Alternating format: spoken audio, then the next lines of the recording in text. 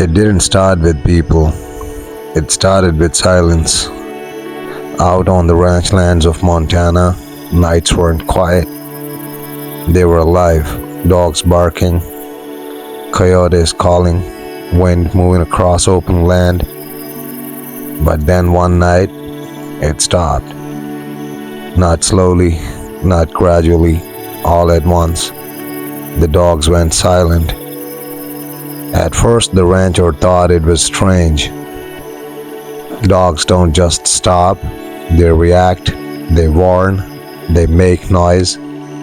But that night, nothing. Just stillness. The kind that feels wrong. He stepped outside with the lantern. The air felt heavier than usual, colder, and then he saw them, the dogs, or what was left of them. Not scattered, not torn apart like a normal predator would do. Placed. Bodies intact, but wrong, like something had tested them, not for food, for something else. And that's when he said it, the sentence that would spread across the region. There's something out there, and it's not hunting the way it should. At first, they told themselves it was a wolf. That was what made sense. Out on the open land of Montana, especially near the remote stretches around Madison Valley, wolves were part of life. They took livestock. They circled at night. They tested fences. That was normal. But what came next wasn't. It started with a single calf, found just beyond the fence line. No signs of struggle in the surrounding ground. No drag marks. No scattered dirt. Just the body, lying still. At first glance, it looked untouched. But when the rancher stopped closer, he saw it. The wounds were precise. No tearing, not ripping. Punctures, clean, deep, placed in a way that didn't match anything he had seen before. And the strangest part, nothing had been eaten. Not muscle, not organs, not even the soft tissue predators go for first. Just killed. Left exactly where it fell. He called it in. Others ranchers came, then more reports followed. Another calf, 2 sheep, a mule. Same pattern, killed clean, left untouched, no feeding, no chaos, no reason. And that's when the conversation started changing. Because wolves don't do that. Coyotes don't do that. Even the worst predators leave signs, panic, mess, instinct. But this felt controlled. Like whatever was doing it wasn't hunting out of hunger. It was doing something else. Testing, learning, perfecting. One rancher put it best. It's like it's practicing. That word stuck because once it was said, it couldn't be unheard. And then came the first real sighting. Not at night, not in shadows, in daylight. A man riding the edge of his property saw something across a ridge. At first, he thought it was a wolf.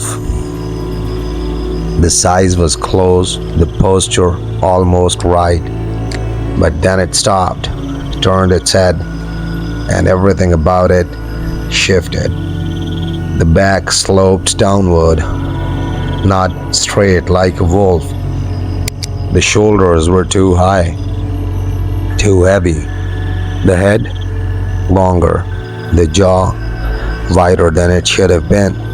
And the movement, wrong. Not smooth like a wolf, not quick like a coyote. It moved with a strange, uneven rhythm, like it didn't belong in its own body. He watched it for less than 5 seconds. That was enough, because when it looked directly at him, It didn't react, didn't run, didn't posture, didn't show aggression.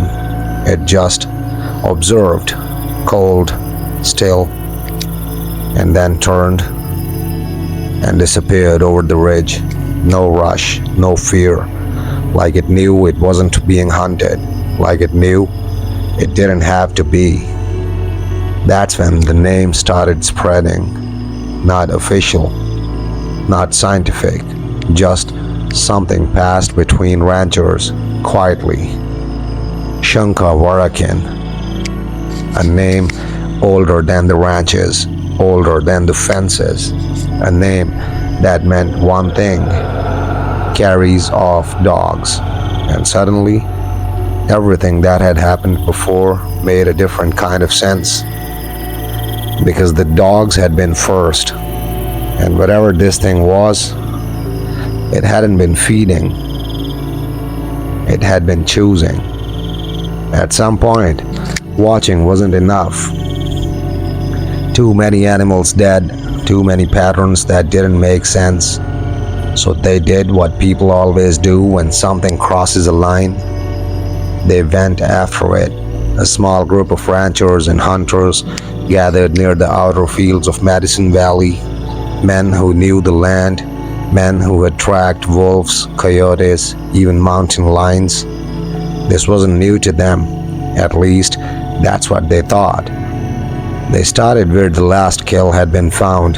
The ground was soft enough to hold tracks, and at first, they found them. Impressions in the dirt, deep, heavy, not clawed the way a wolf's tracks should be, not padded like a dog's, something in between, larger than expected, wider than it should be, and spaced oddly, like the stride didn't follow a natural rhythm.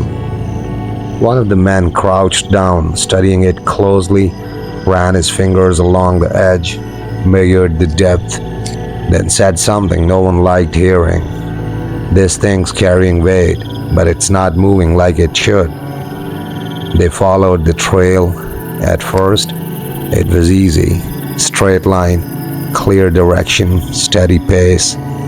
Like whatever made those tracks wasn't hiding, wasn't avoiding.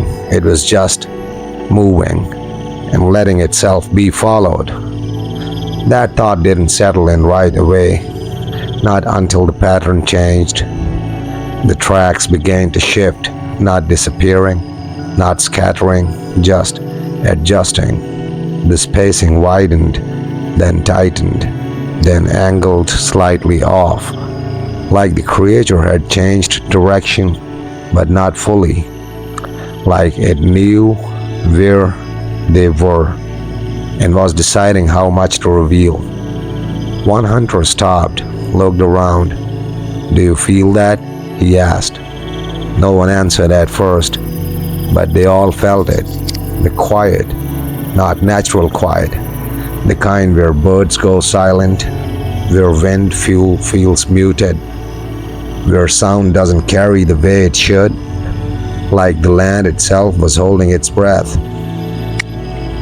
They kept going, because turning back wasn't an option anymore, not after coming this far. The tracks led them toward a low ridge, sparse trees, open visibility, good ground to finally spot something. And for a moment, they thought they would, because the tracks stopped, not faded, not lost, stopped, right in the open, one step, then nothing, no continuation, no direction, just an ending point where something that size should have left something behind. But it hadn't. The men spread out, scanning the ridge, checking the tree line. Nothing, no movement, no sound. And then one of them turned, slowly, and froze. Not because he saw it clearly, but because he felt it first. That unmistakable sensation that something was standing behind him, close enough to matter, watching. He didn't speak. Didn't shout, just slowly raised his rifle and turned. And for less than a second, he saw it, a shape moving between the trees, low, heavy, the back sloping down like something built wrong, the head too long, the movement uneven, but fast enough to vanish almost instantly. Gone before the others could even react. No sound of retreat, no crashing through brush, just absence. And that's when everything changed. Because they hadn't lost the trail. The trail had led them exactly where it wanted. And whatever they were following had circled back, not running from them, moving around them, watching them, learning them. They should have left. Every instinct said the same thing. The tracks stopping, the silence, the feeling of being watched. That wasn't how a hunt works. That's how it ends. But no one turned back. Because once you get that close to something unknown, you don't walk away. You convince yourself you're in control.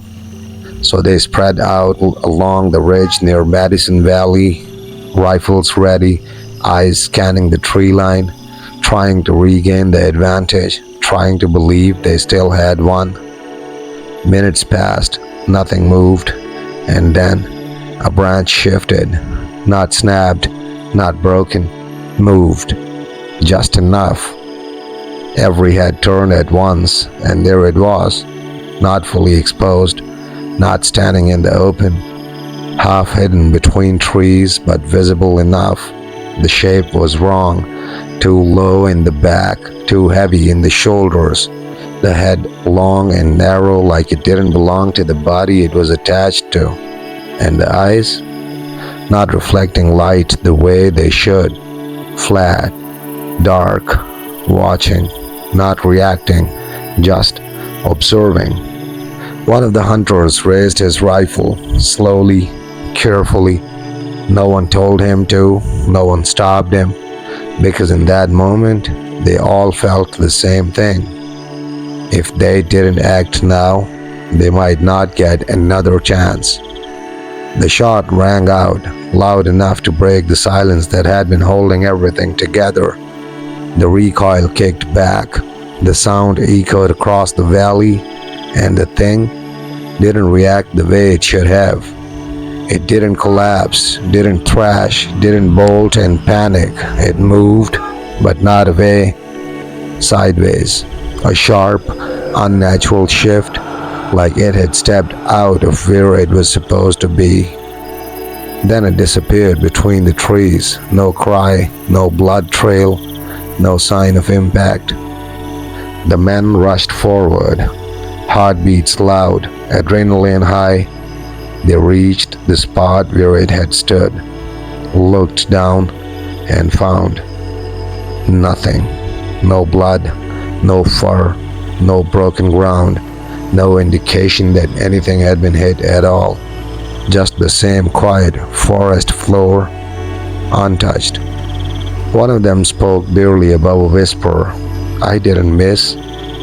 No one argued because they had all seen it. The distance was right, the angle was clear, the shot was clean, and yet there was no result. That's when something far more unsettling settled in. It wasn't that they failed to stop it. It was that it didn't react to being shot the way anything alive should. And that leaves only a few possibilities, none of them comfortable, because whatever they were dealing with either wasn't affected or wasn't where it appeared to be. After the shot, no one said much. They walked back from the ridge near Madison Valley in silence, not because they didn't have questions, but because none of the answers felt safe to say out loud. One thing was clear, they hadn't stopped it, and whatever they had seen was still out there. For a few days, nothing happened, no sightings, no dead livestock, no movement in the night. And for a moment, some of them convinced themselves it was over, that maybe the shot had done something after all, not killed it, but driven it away, pushed it beyond the ridges, back into whatever space it came from. But that belief didn't last, because when it came back, it wasn't the same. The next animal they found wasn't a calf, it was a horse, large, strong, harder to bring down. And it hadn't just been killed, it had been studied. The wounds were different this time, not just punctures, multiple entry points, more precise, more deliberate, like whatever had done it had improved, had learned something from before. And the placement of the body, wrong again, not random, not dragged, positioned, facing outward toward the open land, as if it had been left there to be found. That's when the fear stopped being quiet, because now it wasn't just strange, it was changing, adapting. One rancher said it in a way no one could ignore. It knows we're trying to stop it. And that sentence did something to the people who heard it. Because if that was true, then this wasn't a predator surviving. This was something responding, something adjusting based on what they did. The dogs refused to go near the outer fields anymore, not barking, not warning, just staying back, like they knew something the humans didn't. And at night, the silence returned, deeper than before, heavier, like the land itself had accepted something had changed. Then came another sighting, closer this time, too close. A rancher stepped outside just before dawn, the sky barely lit, the air cold and still, and there, at the edge of his property, it stood, not moving, watching, closer than anything had ever reported before. And this time, there was no doubt. The shape was clearer, the details sharper, the sloped back, the heavy shoulders, the long, unnatural head. But there was something else now, something new. A stillness that didn't feel like caution anymore. It didn't look like it was avoiding him. It looked like it had already accounted for him, like it knew exactly what he would do next, and didn't consider it a threat. He didn't reach for a weapon, didn't shout, because something in that moment told him none of that would matter. They stared at each other, seconds that felt longer than they should, and then it turned slowly and walked away, not running, not rushing, just leaving, like it had seen enough, like it had learned what it needed to. And that's when the realization fully set in. This wasn't a hunt anymore. This wasn't even survival. This was something else entirely, something that observed, adopted, and returned different each time. It was just caution at first. Lock the gates earlier, bring the animals in closer, keep the dogs near the house, simple things people do when something unknown is nearby. But in the ranch lands around Madison Valley, those small changes didn't stay small, they grew. Because the sightings didn't stop. They didn't increase dramatically, didn't become chaotic, they just continued. Always controlled, always measured, a shadow crossing the far end of a field, a shape standing just beyond the fence line, something moving along a ridge, never fully visible, never completely gone. And every single time, it was just enough to confirm one thing. It was still there, watching, learning. And people started noticing something else. It wasn't random. The appearances weren't scattered. They followed a pattern. Not in location, not in time, but in proximity. Each sighting brought it closer, not rushing, not closing in aggressively, just reducing the distance, slowly, until the outer edges of the land didn't feel like the outer edges anymore. They felt like a boundary that had already been crossed. That's when behavior changed. Men who had spent their entire lives outside stopped stepping out after dark, not because they were told to, because something in them said, don't. Dogs stopped barking at night, not quieting down, stopping entirely, like they refused to announce anything was there. And the silence, it deepened. Not empty silence, occupied silence, the kind where you feel like making noise would drag attention, unwanted attention. One rancher described it in a way that stuck with everyone who heard it. It's not that I'm afraid of seeing it. It's that I don't think it wants me to know when it sees me. That thought changed everything because fear of something visible is manageable. You prepare for it. You react to it. You defend against it. But fear of something that chooses when to be seen, that's different. That removes control completely. And then came the smallest detail, but the one that unsettled people the most, the timing.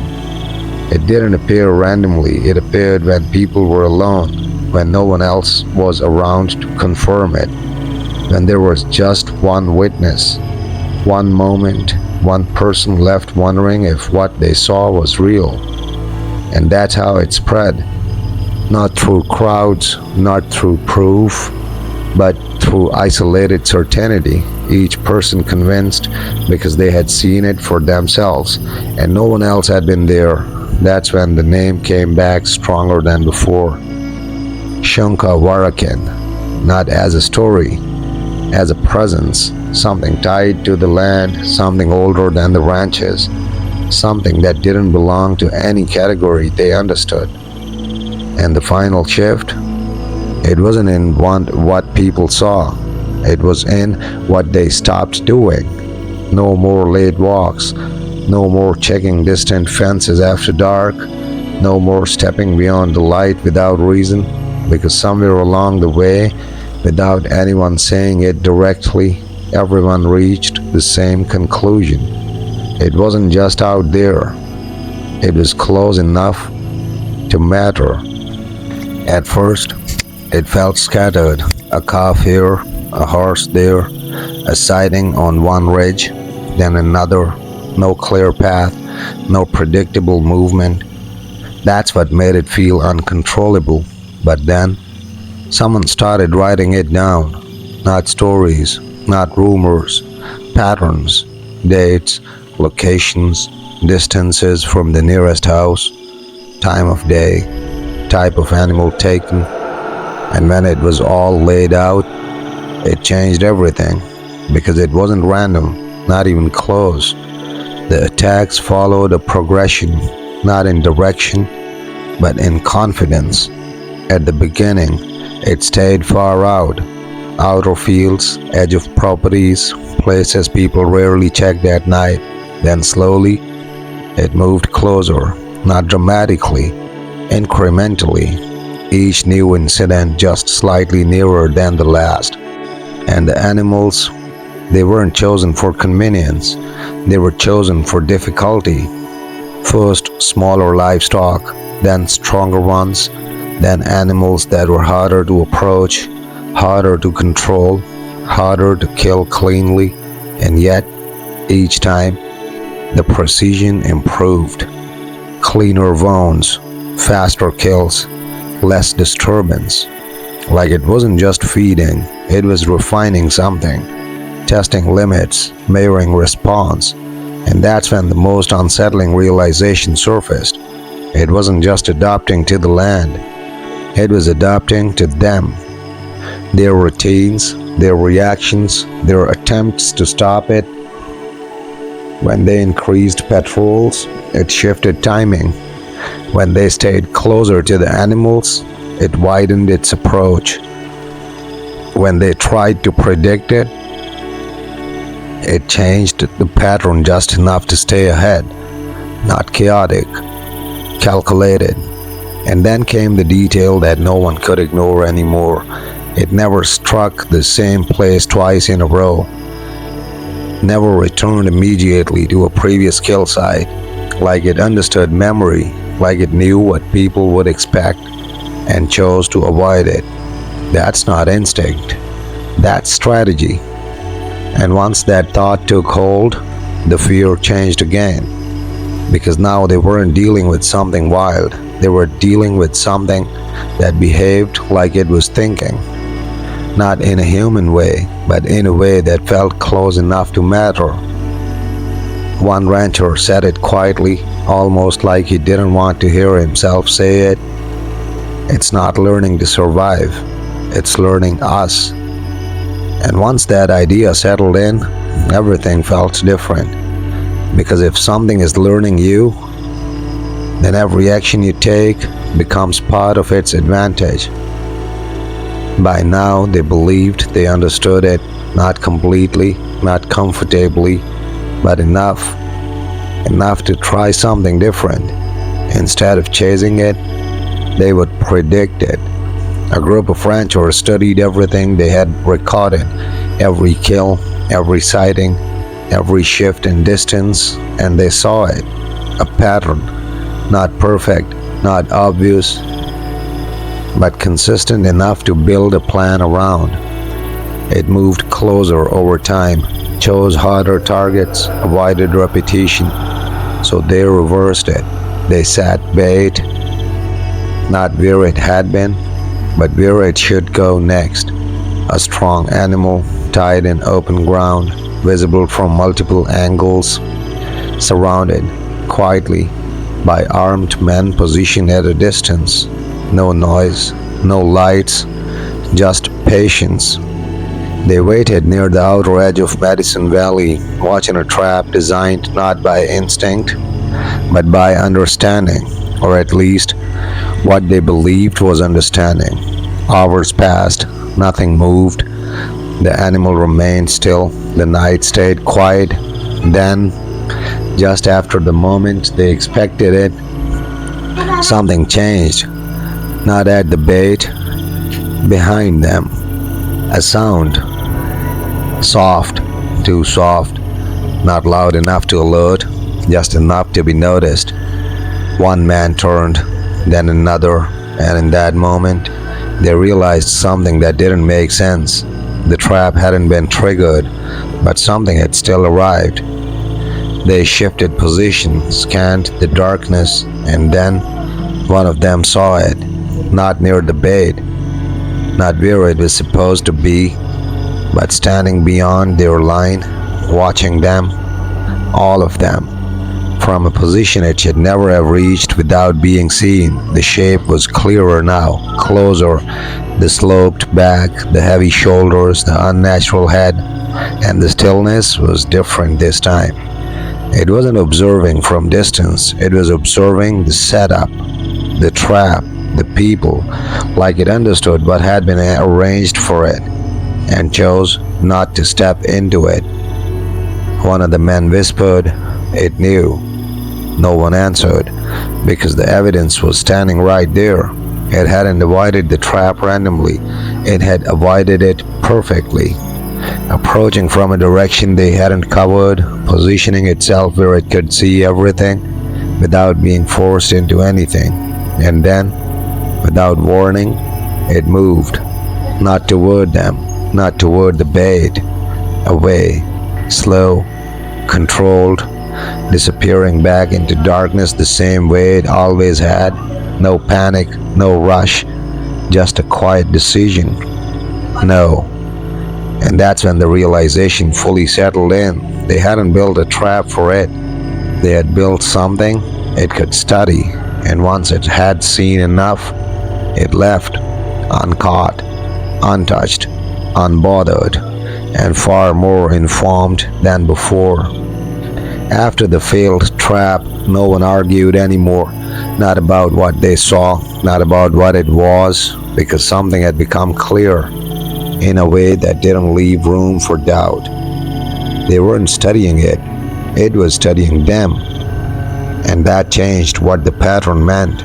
Before, they thought they were mapping its movement, tracking its choices, predicting its next step.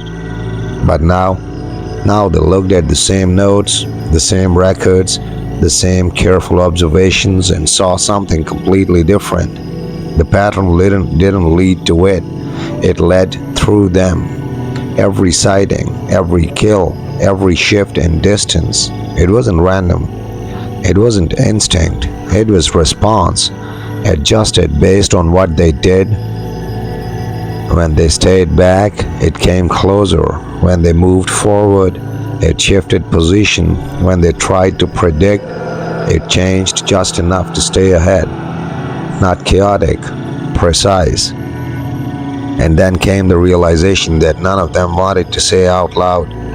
What if the pattern wasn't something to solve? What if it was something to guide? Because once you looked at it that way, everything changed. The sightings weren't just appearances, they were placements, each one positioned at a distance, each one revealing just enough, each one pulling attention further in, not toward a location, toward a point, a place none of them had marked before, not because it wasn't there, but because nothing had happened there yet, until now. One of the men traced it on a map, connected the outer sightings, marked the inward shifts, and then circled the center, a piece of land just beyond the usual patrol lines on the quieter side of Madison Valley. No recent kills, no sightings, nothing. And that's what made it stand out, because everything else had been touched, everything else had been used, except that one place, untouched, waiting. That's when the thought hit, not sudden, but heavy. They weren't chasing it.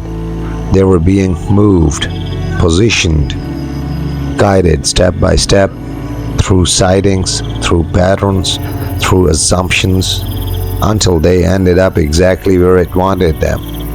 And the worst part, it hadn't forced anything. It had just allowed them to believe they were figuring it out. And once that settled in, the hunt didn't feel like a hunt anymore. It felt like something else entirely. Something slower, something controlled, something that had already decided where this was going. They didn't go all at once. At first, just 2 men, then 3, then more followed without being asked, not because they agreed, but because they couldn't ignore it anymore.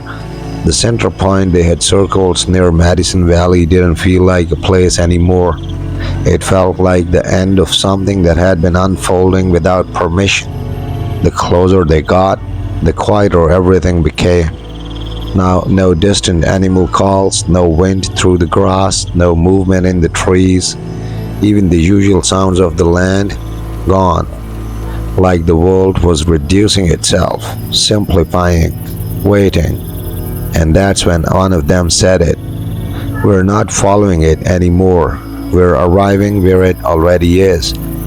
No one disagreed because it felt true. The land ahead didn't feel empty.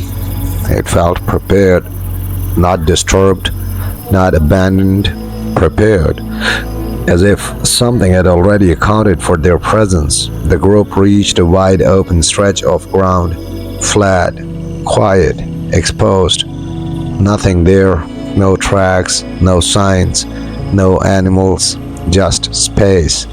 Too much space. One man checked the map again. That was it.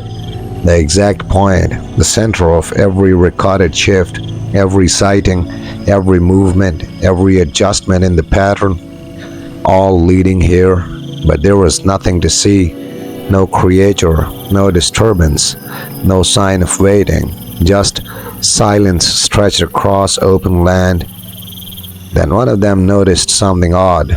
The silence wasn't spreading outward, it was concentrated, focused, like attention itself was fixed on them from somewhere they couldn't locate, a presence without direction, without source, and then a sound, not loud, not sharp, subtle, like something moving where it shouldn't. Behind them, they turned, nothing, then another sound, this time closer, not approaching, already there, and in that moment, it stopped feeling like they were searching for something.